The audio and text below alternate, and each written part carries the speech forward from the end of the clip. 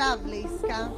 העם, אתם, כל אחד מכם, כאן בכיכר, במהלך היום בצמתים, בכל מקום במספרים מובילים, כולם צועקים איתנו, כולם רוצים את החטופים בבית.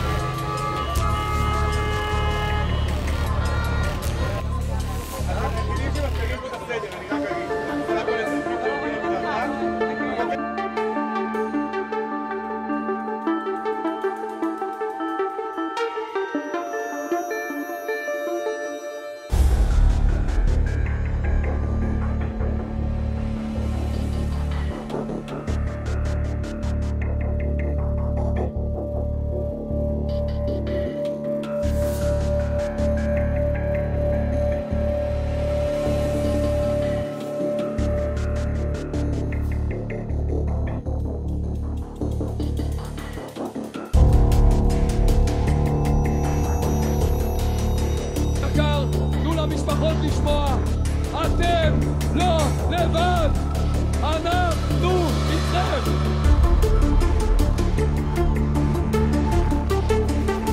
יש הצעה לעסקה על השולחן שחמאס כבר אמר לכם.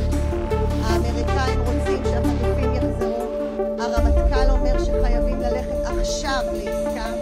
העם, אתם, כל אחד מכם, כאן בכיכר, במהלך היום בצמתים, בכל מקום במספרים מובילים, כולם צועקים איתנו, כולם רוצים את החטופים בבית.